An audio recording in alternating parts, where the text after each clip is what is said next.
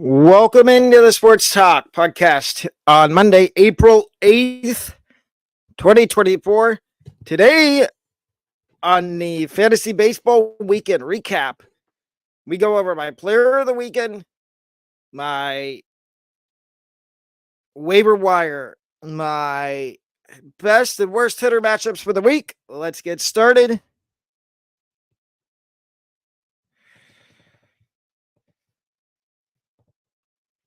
Here's my player of the weekend from this weekend in fantasy baseball. It is Pittsburgh Pirates rookie pitcher Jared Jones, who is 34% rostered.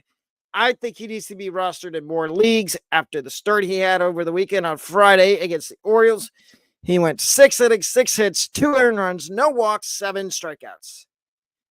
Now, if you watched my video Friday, I said he was one of the guys I wanted to pick up and start this week. Last week on Friday, he said it was a guy I wanted to pick up and start that day. And look what he did, 7 strikeouts. Weekend standouts. Here are my weekend standouts from this past weekend. You've got Yusei Kikuchi from the Toronto Blue Jays. He went 5 in the third innings, no unearned, 4 hits, 2 walks, 6 strikeouts. Now with Kikuchi, you might see him in a minute in the waiver wire. If you're going to add him, I'd be very cautious on adding Mr. Kikuchi. My second one is the Rays' Zach Littell. He pitched in Colorado, went 5 innings, gave up 1 earned run, 5 hits, no walks, 5 strikeouts.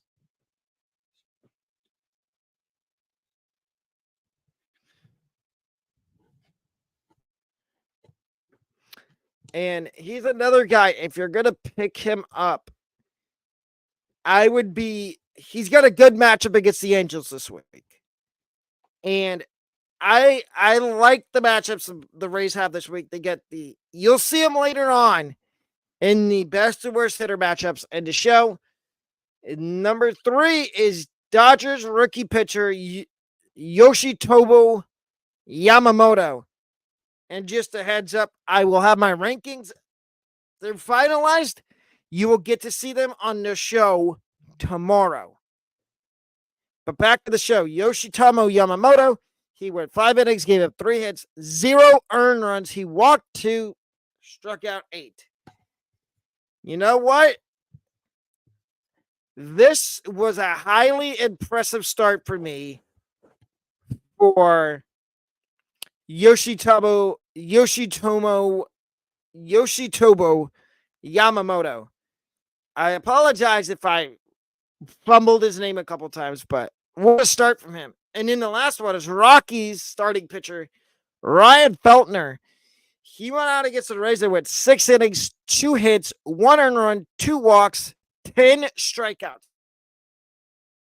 And he was making the Rays hitters look foolish the entire game. Now, part 1. Here's my waiver wire pitchers for this week. The aforementioned player of the weekend, Jared Jones, is number 1. He is only 34% rostered. I think he needs to be rostered in more leagues than he is. I think that Jared Jones is going to help teams throughout the season. I would pick up Jared Jones if you had Spencer Strider, Shane Bieber. If you had either of those 2 pitchers, I would consider picking up Jared Jones. Number 2 on my waiver wire. And again, these guys have to be under 80% rostered. Number 2 is Royals starting pitcher Alec Marsh. Mr. Marsh. 10.5% rostered. And I would say anybody in that Royals staff that is not very much rostered, they're out of their starting pitchers, I would consider picking them up and adding them. Alec Marsh has been slightly impressive this year, and I wouldn't be shocked if he's rostered more going forward with the injuries to Spencer Strider and Shane Bieber. Number 3 is Tanner Houck of the Red Sox. 42.8% rostered, almost 43% rostered. I think he's another guy. I think Houck is another guy that needs to be rostered in, I'm going to say, upwards of 80% of leagues. He doesn't need to be completely rostered, but I'm going to say upwards of 80%. And then the last guy is the guy I talked about last week, Max Meyer of the Marlins. He went out and had another good start this weekend, this time against the Cardinals. And I'm going to say this, Max Meyer, 7.6% rostered. That needs to be higher. He needs to be at least 15% rostered. Patience meter.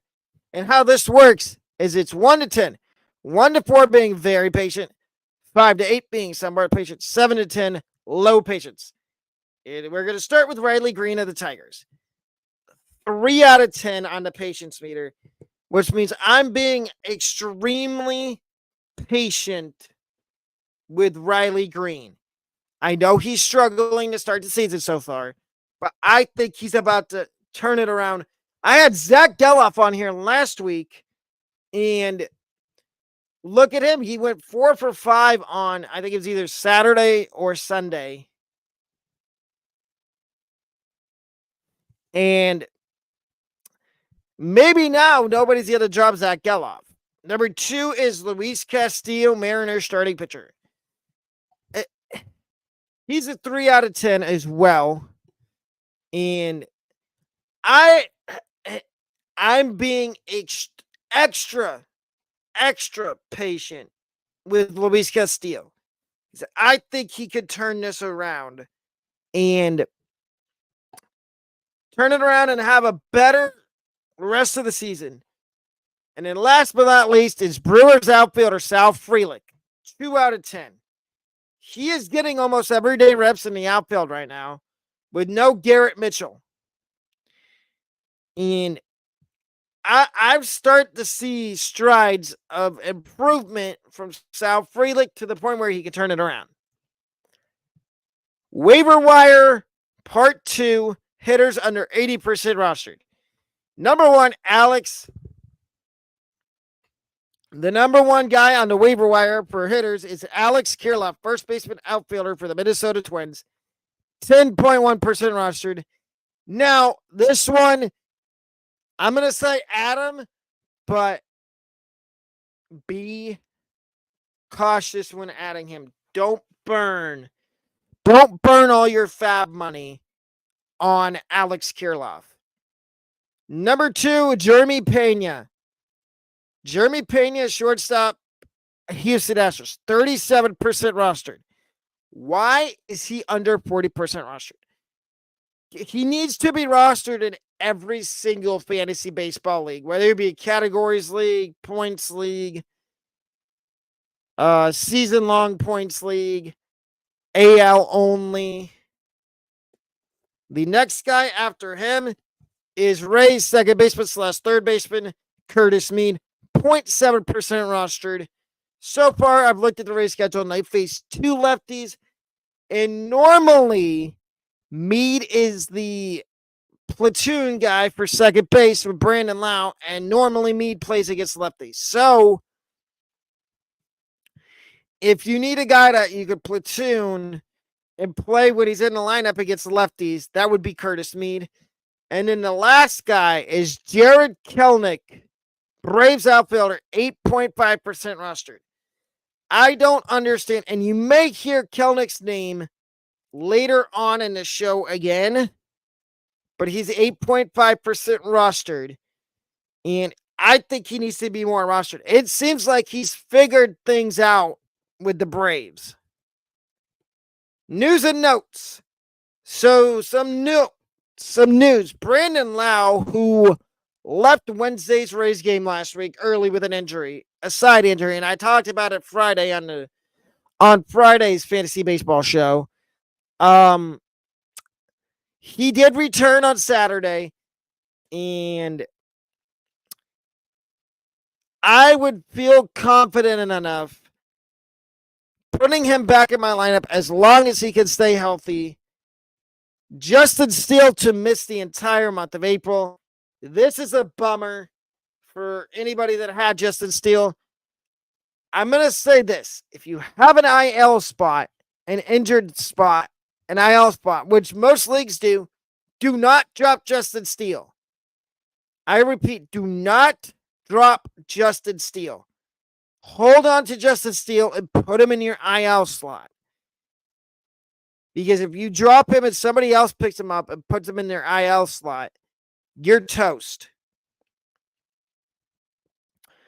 And the last news note is Sawyer Gibson-Long started a rehab assignment. That is the Tigers pitcher.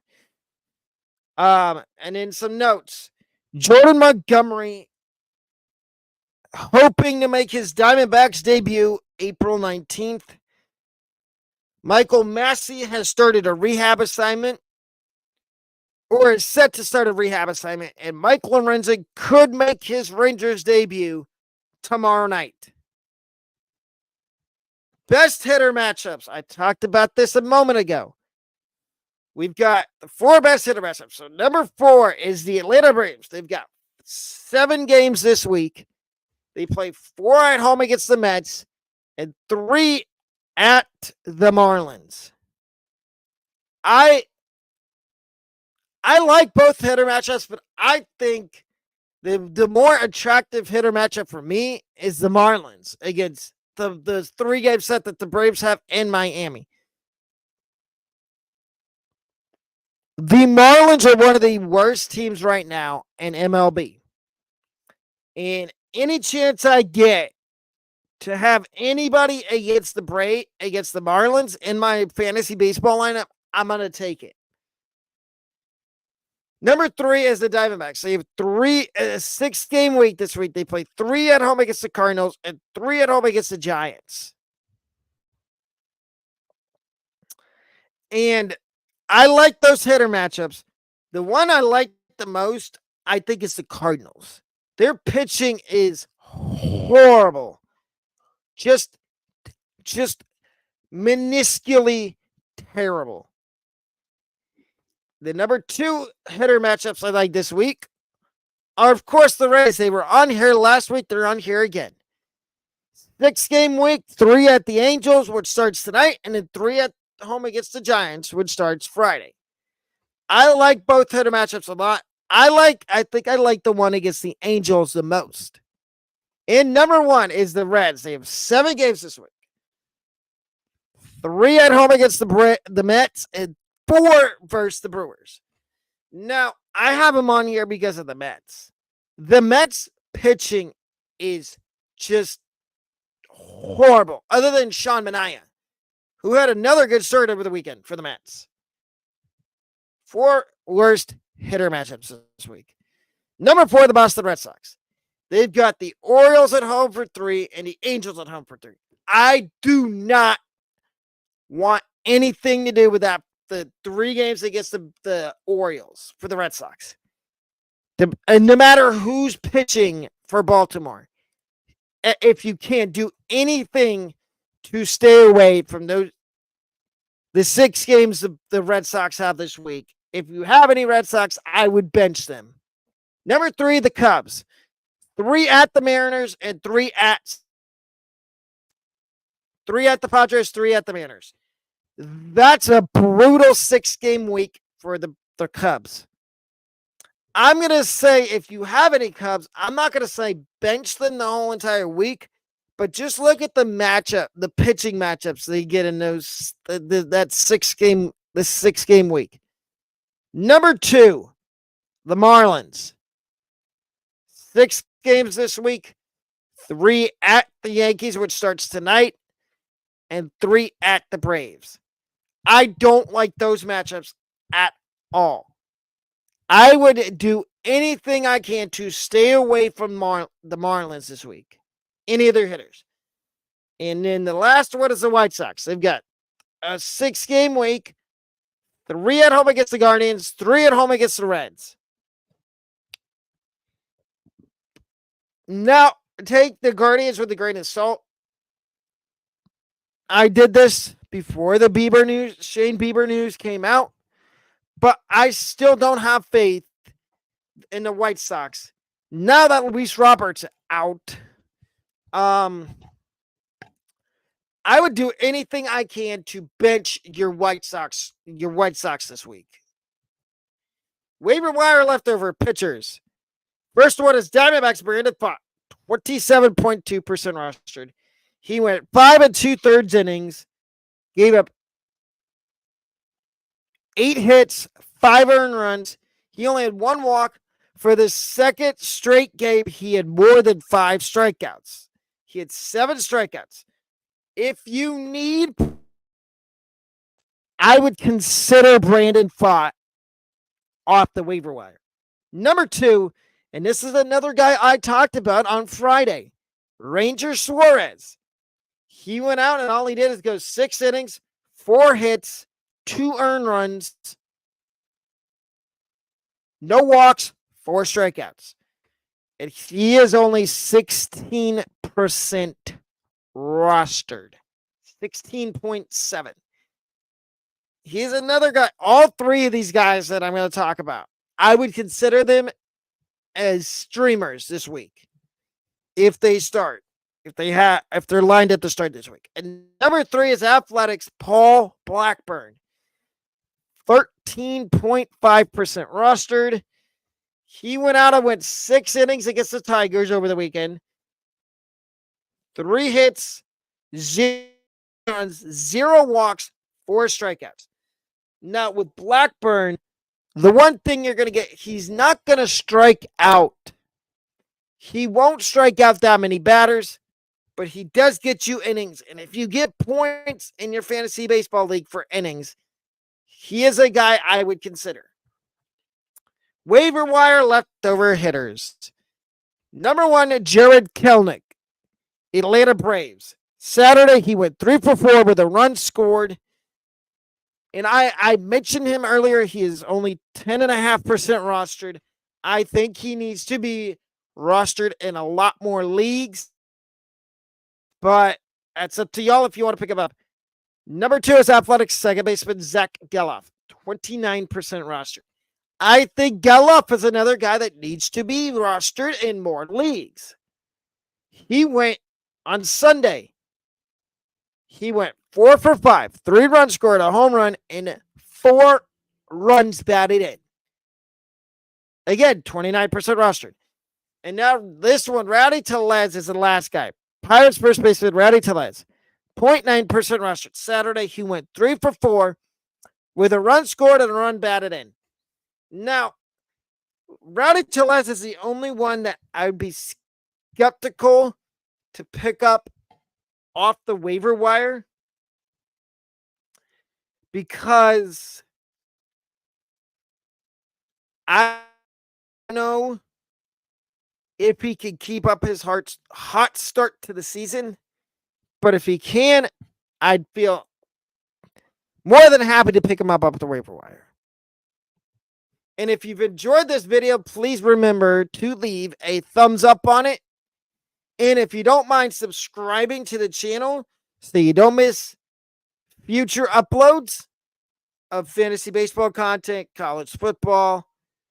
And speaking of college football, I have another college football episode coming up tonight at 10 o'clock. And ladies and gentlemen, I have an update on my college football trip. If you go to September and look, I'm still taking my 2024 college football trip. It is not going to be to West Virginia. And instead, we are going to Blacksburg, Virginia for the Virginia Tech Marshall football game this year. Again, that is going to be September 5th through the 9th. So if you live in Blacksburg or you live in a surrounding area, I will have a meetup that weekend. Or if you go to Virginia Tech, even better, and you see me walking around the campus, or you catch me at the Student Center at Virginia Tech when I'm in town for the football game and the weekend, stop by and introduce yourself and we can chat for a little bit. But that'll wrap up this episode of the Sports Talk Podcast. I will see y'all tonight at 10 o'clock. Have a wonderful rest of your morning. Peace.